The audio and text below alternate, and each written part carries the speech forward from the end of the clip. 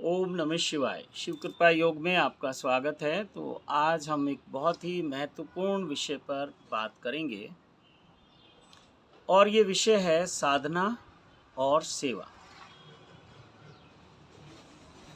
दोनों ही महत्वपूर्ण हैं। शिव कृपा योग में तो ऐसा कहा जाता है, सबसे पहले रखा जाता है सेवा को। सेवा, फिर साधना, फिर सिमरन और फिर समर्पण। जैसे ही आप सेवा करते हैं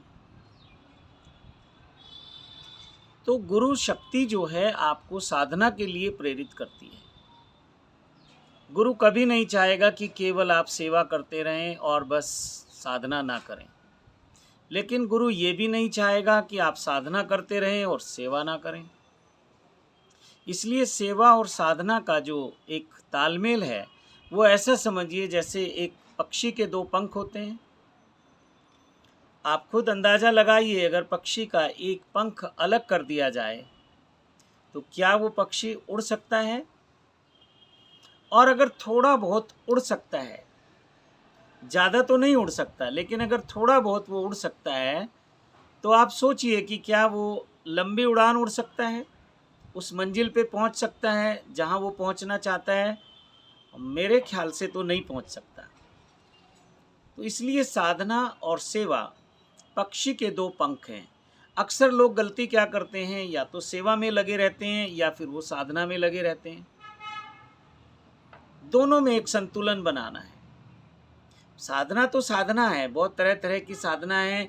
ये तो आपके गुरु के ऊपर निर्भर करता है, वो किस तरह से आपको लेके चलेगा, आपका लेवल क्या है, आप कहाँ खड़े हैं अभी, तो वहीं से गुरु आपकी साधना शुरू कराएगा। इसमें आपका कोई अधिकार नहीं है। आप बोलें मुझे ये साधना कराओ, मुझे ये साधना कराओ, उसके लिए भी आपको गुरु पर ही निर्भर रहना पड़ेगा। आपकी चॉइस हो सकती है कि मुझे ये साधना करनी है, लेकिन जब तक आपका बेस तैयार नहीं है, जब तक वो साधक की भूमि तैयार नहीं है जिसमें वो साधना रूपी बीज डाले जाएंगे, तब तक वो साधना फलित नहीं होगी। तो ये गुरु पे छोड़ दीजिए। अपनी इच्छा बताइए कि मुझे आत्मज्ञान को उपलब्ध होना है, मुझको ब्रह्म ज्ञान को प्राप्त करने की इच्छा है, या मैं स्वयं को जानना चाहता हूँ, या मैं और तरह तरह की साधनाओं के द्वारा सिद्धियाँ प्राप्त करना चाहता हूँ। फिर सिद्धियों में बहुत सारी सिद्धियाँ हैं। फिर गुरु जब आपको समझाए तो आप समझने का प्रयास करना। अल्टीमेटली उन सिद्धियों का पर्पज क्या है गुरु आपको बताएगा। क्या आप पाना चाहते हो, वो आपके लिए शुभ है या अशुभ है, वो गुरु बताएगा। जबकि साधक सुनना ही नहीं चाहते। अगर गुरु ने कहा कि बेटा इस साधना का क्या करोगे, आप इन सिद्धियों का क्या करोगे, जो आप चाहते हो वो वैसे ही मिल जाएगा, आप साधना तो शुरू करो, तो वो फिर यहाँ वहाँ भाग जाते हैं, क्योंकि उनके मन की बात नहीं होती, उनके मतलब की बात नहीं होती। तो ऐसे साधक भटकते रहते हैं। फिर कुछ साधक होते हैं कि वो कहते हैं हम तो सेवा ही करेंगे, बस सेवा से ही पार हो जाएंगे।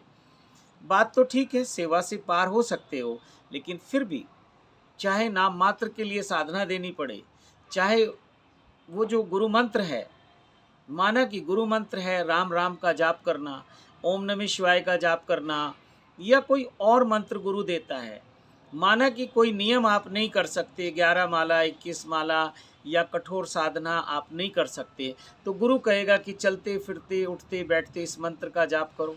लेकिन करना तो पड़ेगा, क्योंकि मन को उस दिशा देने के लिए मंत्र आवश्यक है, मन को शक्ति प्रदान करने के लिए मंत्र आवश्यक है। मंत्र के द्वारा मन को काबू में किया जा सकता है, उसको डायरेक्शन दी जा सकती है कि ये मेरे प्यारे मन, अब तू थोड़ी देर मंत्र का जाप कर। और मंत्र का जाप करते करते मन की मैल कट जाती है। कबीरा मन निर्मल भया। कैसे होगा निर्मल? देखो कबीर साहब क्या कह रहे हैं, कबीरा मन निर्मल भया जैसे गंगा नीर, पीछे पीछे हरि फिरे कहत कबीर कबीर।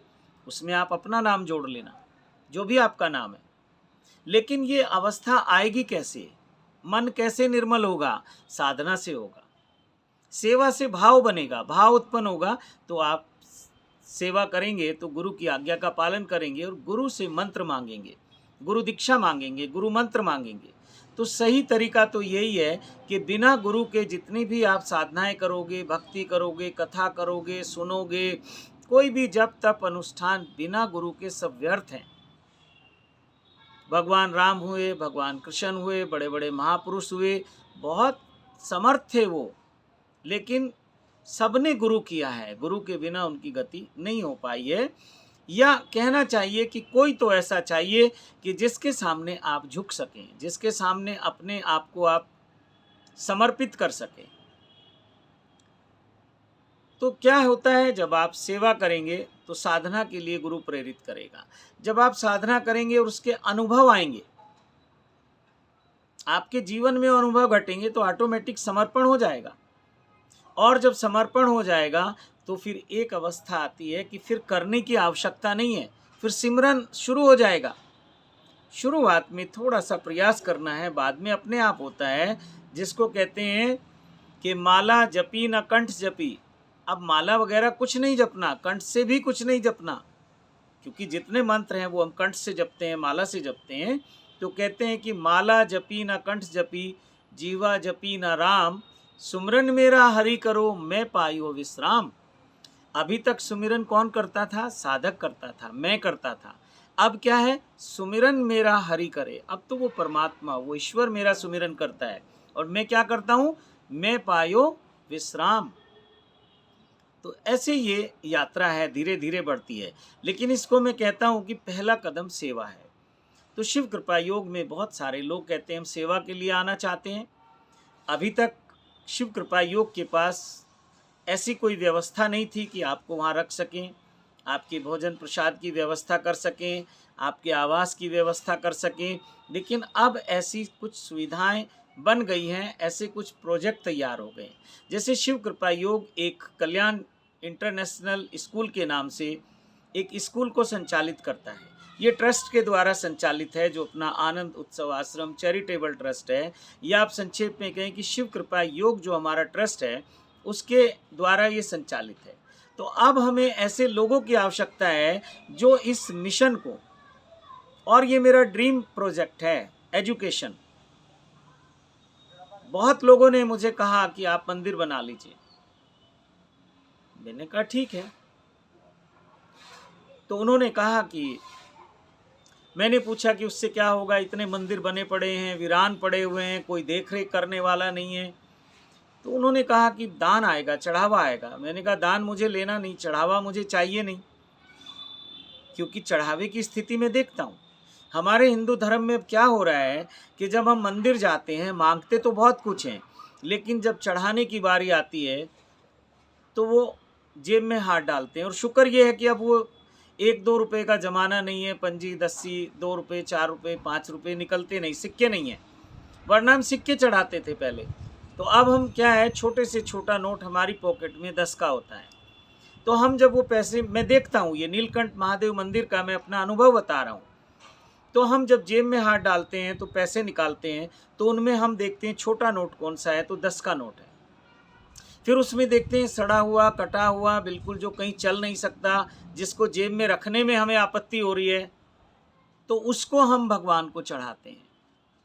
तो मैंने कहा ऐसा सड़ा हुआ चढ़ावा मुझे नहीं चाहिए, ऐसे कटे फटे नोट मुझे नहीं चाहिए। और फिर क्या करते हैं हमारे सब मंदिरों में, जो हमारे वहाँ व्यवस्थापक हैं, वो शाम को उस पैसे को इकट्ठा करते हैं और फिर थूक लगा लगा के उसकी गिनती करते हैं। क्या हम कर रहे हैं? अध्यात्म के नाम पे साधु संत क्या कर रहे हैं? वो तुम्हारे कटे फटे सड़े हुए नोट इकट्ठे कर रहे हैं, उनको गिनती कर रहे हैं। इसलिए आज धर्म की ये स्थिति है। तो मैंने कहा वो तो मुझे नहीं चाहिए। किसी ने कहा आप आश्रम बना लो हरिद्वार में, ऋषिकेश में, या किसी तीर्थ स्थान पे। क्या होगा? कमरों का किराया मिलेगा। तो अगर किराया ही मिलना है तो मैं होटल बना लेता हूँ, ज़्यादा ईमानदारी का काम है। होटल मुझे बनाना नहीं, कोई व्यवसाय मुझे करना नहीं। फिर मुझे ऐसी प्रेरणा हुई कि मंदिरों में मूर्तियाँ कौन बनाता है? मनुष्य के द्वारा बनाई गई मूर्तियाँ हैं। पत्थर की मूर्तियाँ हैं, मिट्टी की मूर्तियाँ हैं, सीमेंट की मूर्तियाँ हैं, प्लास्टर ऑफ पेरिस की मूर्तियाँ हैं, धातु की मूर्तियाँ हैं। बनाने वाला कौन है? मनुष्य। कभी सोचना, क्या मनुष्य परमात्मा को बना सकता है? हाँ, मूर्ति बना सकते हैं। फिर उसमें क्या करते हैं, स्थापना हम करते हैं, प्राण प्रतिष्ठा हम करते हैं। फिर आप सब लोग वहाँ जाते हैं और जो भी अपनी मनोकामनाएं हैं, जो आपके चढ़ावे हैं, वो आप चढ़ाते हैं। तो मुझे ये लगा कि ऐसा कौन सा मंदिर बन सकता है जो परमात्मा का मंदिर हो। तो मुझे लगा कि परमात्मा, आज तक मैंने सुना है कि छोटे बच्चों में परमात्मा का वास होता है, क्योंकि वो बहुत इनोसेंट होते हैं, बहुत ही, उनमें कोई अभी ईर्ष्या, द्वेष, काम, क्रोध, लोभ, मोह, वो सब अभी पैदा नहीं हुआ। तेरे मेरे का भाव पैदा नहीं हुआ, अहंकार पैदा नहीं हुआ। तो परमात्मा कहाँ रहता है? वहीं रहता है जहाँ काम नहीं है, क्रोध नहीं है, लोभ नहीं है, मोह नहीं है, ईर्ष्या नहीं है, द्वेष नहीं है और अहंकार नहीं है। तो इसलिए हम बच्चों को परमात्मा का रूप मानते हैं और वो होते हैं। तो मैंने कहा ठीक है, हम परमात्मा का मंदिर बनाएंगे, शिक्षा का मंदिर बनाएंगे और सरस्वती देवी की वहाँ पूजा करेंगे। काली के मंदिर बहुत देखे होंगे आपने, लक्ष्मी के भी मंदिर बन रहे हैं। काली की बहुत पूजा है, लक्ष्मी की बहुत पूजा है और सरस्वती को हम भूल गए, जबकि सरस्वती ही हमारे ज्ञान का उद्गम है, आधार है। बिना सरस्वती के आशीर्वाद के हमें ज्ञान प्राप्त नहीं होता। तो ये फिर मंदिर बनाने का जब लोगों ने सलाह दी तो मुझे भाव आया कि हम शिक्षा का मंदिर बनाएंगे, माँ सरस्वती का मंदिर बनाएंगे, हम जीवित परमात्मा का मंदिर बनाएंगे। हम पत्थर की मूर्तियों वाला मंदिर नहीं बनाएंगे। तो ये जीवित मंदिर है, जीवंत है। जब वहाँ बच्चे खेलते हैं, हम उनको कुछ, जो हमारे टीचर्स हैं, अध्यापक हैं, उनको कुछ ज्ञान देते हैं, उनको बहुत अच्छी फीलिंग आती है। एक गुरु शक्ति उनके भीतर से प्रकट होती है, गुरु शक्ति कार्य करती है और वो बच्चे ज्ञान लेते हैं और फिर आगे बढ़ते हैं जीवन में। तो बहुत फीलिंग, मतलब बहुत ऐसी फीलिंग आती है कि हम जीवंत हो गए। अभी जब मैंने स्कूल में रह के कुछ समय देखा तो मुझे ऐसा लगा कि ये तो बिल्कुल जीवंत मंदिर है। सुबह जब 8 बजे बच्चे आते हैं और बस उसमें जो ऊर्जा का संचार होता है 2 बजे तक, 2 बजे के बाद फिर ऐसा लगता है जैसे बिल्कुल बैटरी डाउन हो गई। तो 2 बजे के बाद हम वहाँ ध्यान साधना करते हैं, साधक लोग, फिर से वो ऊर्जा संचारित होने लगती है। तो उसके बाद वो एक आश्रम की तरह व्यवस्था बना दी है हमने और वहाँ साधक रहने लगे हैं, सेवक रहने लगे हैं। तो अभी ये प्रोजेक्ट हमारे पास है। शिक्षा से जुड़े हुए जो भी लोग हैं उनका हम स्वागत करते हैं। वो रिटायर हैं, स्वागत करते हैं। वो अभी जॉब करना चाहते हैं, हम जॉब के लिए उनका स्वागत करते हैं। जो भी उनका एक हमारा उनके बीच में सिस्टम बनेगा, संस्था के बीच में, मैनेजमेंट कमेटी के, तो जो भी उनको, जिसे हम तनख्वाह कहते हैं या रुपए पैसे का लेन देन कहते हैं, वो उनको दिया जाएगा। और जो लोग वॉलंटरी सेवा करना चाहते हैं उनका भी हम स्वागत करते हैं। जो लोग दान रूप में शिक्षा का दान करना चाहते हैं, ऐसे कुछ शिक्षक हैं जो रिटायर हो गए, या वो हमें, हमारी एडवाइजरी कमेटी के सदस्य बन सकते हैं। घर बैठ के हमें एडवाइज कर सकते हैं कि स्कूलों को हम कितने अच्छे ढंग से संचालित कर सकते हैं। अब ये हमारा ड्रीम है। अभी एक स्कूल हमने खड़ा किया है, अब लगभग ये अपनी पूर्णता की ओर है। फिर हम दूसरे प्रोजेक्ट पे काम करेंगे, फिर हम तीसरे पे काम करेंगे और ज़्यादा बड़े हम नहीं बना पाएंगे तो हम छोटे छोटे बनाएंगे, लेकिन आपके सहयोग से हो सकता है।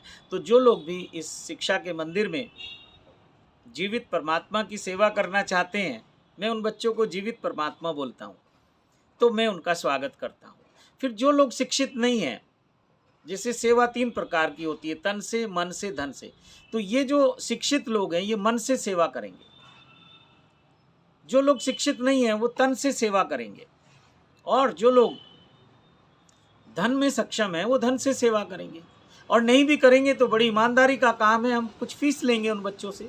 माना हम भारी भरकम फीस नहीं लेंगे, हम थोड़ी थोड़ी लेंगे, थोड़े थोड़े से भी हमारे खर्चे निकल जाएंगे। फिर जो ये शिव कृपा योग में आप लोग जो भी अपना सहयोग देते हैं, जैसे हम कहते हैं कि सिद्धमाला की दक्षिणा है, आपको फ़ोन अपॉइंटमेंट लेके बात करनी है, आपको लाइफ टाइम मेंबरशिप लेनी है, तो ये सब सेवा भी आपकी स्कूल की ही सेवा है, उस जीवित परमात्मा की सेवा है। तो अभी हम ऐसे लोगों का आह्वान करते हैं, वो लोग आएँ। अगर किसी को वहाँ से कुछ सैलरी चाहिए, तनख्वाह चाहिए, तो वो भी ट्रस्ट देगा आपको। और जो लोग वॉलंटरी सेवा भाव से वहाँ रह के कार्य करना चाहें, वो भी हमारा ट्रस्ट आपका स्वागत करेगा और आपके रहने खाने पीने की जैसी भी व्यवस्था है हम ये तो नहीं कहते कि बहुत लग्जरियस है, बहुत अच्छी है, लेकिन एक साधक को जैसा चाहिए कम से कम वो वहाँ उपलब्ध है। और साधना के लिए बहुत ही सुंदर एटमॉस्फेयर है, चारों तरफ प्रकृति से ओत-प्रोत वातावरण है, हरियाली है, शांति है, कोई पॉल्यूशन नहीं है, कोई ट्रैफिक का शोर-शराबा नहीं है, सुविधाएँ सब हैं। जब आप आएँगे तो गाड़ी जो भी बस या गाड़ी या कार लेंगे तो बिल्कुल अपना जो स्कूल आश्रम है या कहें कि परमात्मा का जो ये जीवंत मंदिर है, उसके बिल्कुल दरवाजे पे आप उतरेंगे। तो ऑन रोड है ये, लेकिन बहुत कोई ऐसा डिस्टरबेंस वहाँ नहीं है, साधना के लिए बहुत सुंदर उपयुक्त स्थान है। अच्छा, अभी थोड़ा-सा स्कूल के पास कुछ खेती की ज़मीन भी है। कुछ ऐसा हिस्सा है स्कूल की ज़मीन का कि जिसमें हम कुछ खेती-बाड़ी करते हैं। तो हम चाहते हैं कि हम ऑर्गेनिक फूड उसमें ऑर्गेनिक खेती शुरू करें, कर भी रहे हैं। अभी हमने उसमें सरसों का बीजारोपण किया हुआ है, तो उससे हमें सरसों का तेल मिलेगा बिल्कुल प्योर। इससे पहले हमने किया था, आज तक वही चल रहा है। तो इसको हम बेचने वाले नहीं हैं, बाज़ार में नहीं बेचेंगे। हाँ, जो हमारे साधक परिवार हैं, हम उनकी सेवा में उसको हाज़िर करेंगे, क्योंकि वही सेवा दे रहे हैं। तो ऐसे ही थोड़ा-सा एक खेती वाला प्रोजेक्ट भी हमने शुरू किया है। तो जो लोग उसमें सेवा देना चाहते हैं, उसमें आ सकते हैं। गौशाला वहाँ पे अभी हमने ऐसे कई गौशालाएँ हैं जो शिव कृपा योग संचालित करता है, लेकिन वो हमसे दूर हैं। तो अभी स्कूल के साथ ही बिल्कुल हम एक गौशाला शुरू करने जा रहे हैं, बस समझिए हो गई वो आज से शुरू। तो उसमें भी कुछ ऐसे मित्र हैं, साधक हैं, जो सुबह-शाम गौ माता की सेवा करें और अपनी साधना करें। उनके रहने, खाने-पीने का सब व्यवस्था हम करेंगे, यानी कि संस्था करेगी, यानी कि आप करोगे। हम सब मिलके करेंगे जो शिव कृपा योग परिवार के हम सदस्य हैं। वो भी सदस्य हैं जो लोग सेवा के लिए आएँगे, लेकिन फिर भी उनकी जो व्यवस्था है वो हम सब करेंगे। बूँद-बूँद से सागर बनता है, तो वैसा ही कुछ शिव कृपा योग में है। आपका जो बूँद-बूँद का सहयोग है, वो भी एक सागर का रूप ले लेगा। तो उस दूध और घी को भी हम बेचेंगे नहीं, ये हमारा संकल्प है। वो भी जैसी-जैसी व्यवस्था बनेगी, वो साधक परिवारों के लिए होगा, आप लोगों के लिए होगा, प्योर होगा बिल्कुल। तो ऐसी कुछ भाव है, ऐसी कुछ शुरुआत हो रही है अपने आप, तो आप लोगों का सहयोग उसमें बहुत ज़रूरी है। सबसे बड़ा जो कार्य अभी चल रहा है वो शिक्षा को लेकर है, तो उसमें जो लोग अपना योगदान दे सकते हैं वो दे दें, तन से, मन से, धन से। गौशाला में आप अपना योगदान दे दें और जो एक उत्तम खेती यानी कि ऑर्गेनिक जो फूड है, ऑर्गेनिक जो खेती है, जिसमें हम किसी केमिकल का उपयोग नहीं करते हैं, तो उस तरह की खेती हम शुरू करने जा रहे हैं। अभी थोड़ी-सी भूमि पे हमने किया हुआ है, जिसको मस्टर्ड ऑयल आप बोलते हैं, सरसों का तेल, तो वो सरसों हमने उसमें बीज रखी है और मार्च-अप्रैल तक जाके उसका हम तेल निकाल लेंगे।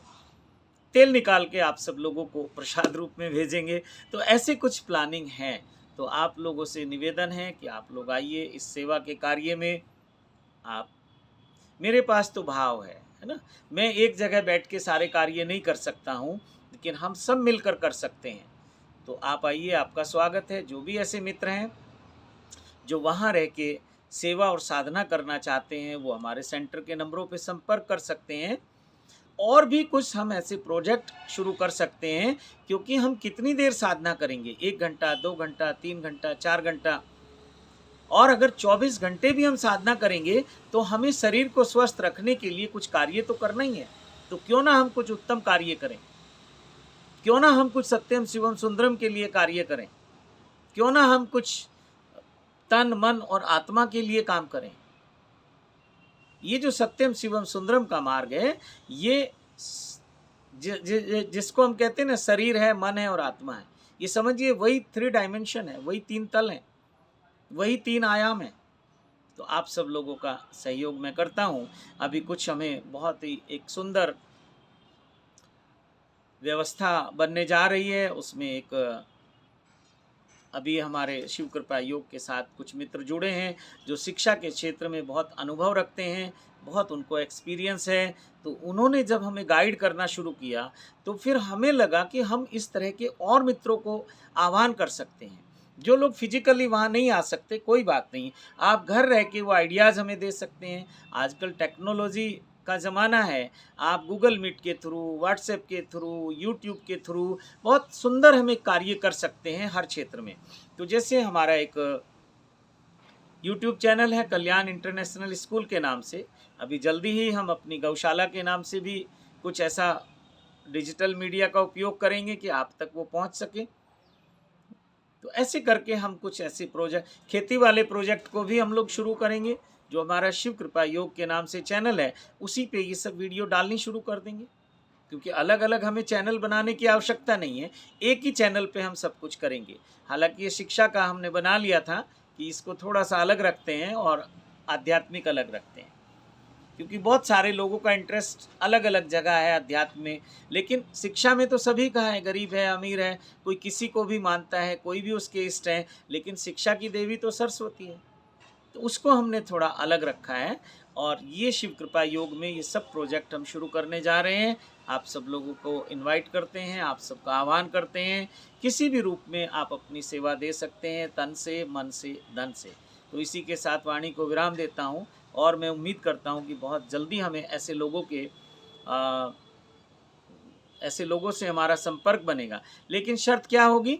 आप शिव कृपा योग परिवार के सदस्य होने चाहिए। और सदस्य कौन होगा? जो साधक होगा, जो साधना करेगा, जो सत्यम शिवम सुंदरम के मार्ग पे चलना चाहता है, जो आत्मज्ञान की प्राप्ति चाहता है, जो शिव साक्षात्कार चाहता है, ब्रह्म ज्ञान चाहता है, उसको हम लेकर चलेंगे।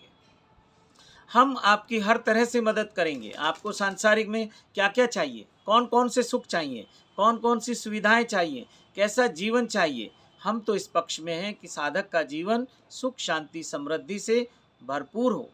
जो मेरी प्रार्थना है, मेरी मीन्स जो मुझे आदेश हुआ सिद्धों का, अगर आपकी उसमें से कोई मांग ऐसी हो जो छूट गई हो, मुझे बताना, ऐड करेंगे। मैं प्रार्थना करता हूँ, मंत्र आपको मालूम है, ओम कर्पूर गौरम करुणावतारम संसार सारम भुजगेंद्र हारम सदा वसंतम हृदयारविंदे भवम भवानी सहितम नमामि। प्रार्थना शुरू होती है मेरे महादेव से, महादेवी से, सभी देव शक्तियों से, सभी सिद्धों से, सभी सिद्ध संतों से, सभी सिद्ध गुरुओं से और ब्रह्मांड में उपस्थित सभी देव शक्तियों से प्रार्थना करते हैं, कृपा करो, जय जयकार करो, भंडार भरो, स्वास्थ्य, शक्ति, सुरक्षा, सुख, शांति, समृद्धि, ऐश्वर्य, रिद्धि, सिद्धि, धन, ध्यान, ज्ञान, समाधि और शिव साक्षात्कार से परिपूर्ण करो। सत्यम शिवम सुंदरम का मार्ग प्रशस्त करो। ओम नमः शिवाय, ओम नमः शिवाय, ओम नमः शिवाय। इससे ज़्यादा कुछ चाहिए हो तो बताओ।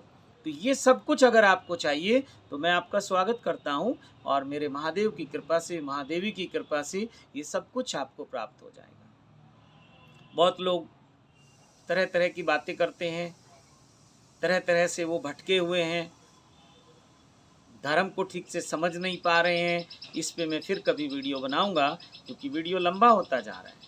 तो जितना बात छोटे में की जाए उतनी प्रभावशाली होती है, वरना सुनते सुनते जो कंटेंट है, जो असली बात है, वो तो कहीं स्किप हो जाती है। तो इसी के साथ वाणी को विराम देता हूँ। आप सबको कोटि कोटि नमन करता हूँ। मेरे महादेव के, महादेवी के, सभी देव शक्तियों के, सभी सिद्धों के, सभी सिद्ध संतों के और सभी सिद्ध गुरुओं के आपको कोटि कोटि आशीर्वाद देता हूँ और सत्यम शिवम सुंदरम के मार्ग पे चलने के लिए आप सबका आह्वान करता हूँ। ओम नमः शिवाय, ओम नमः शिवाय, ओम नमः शिवाय।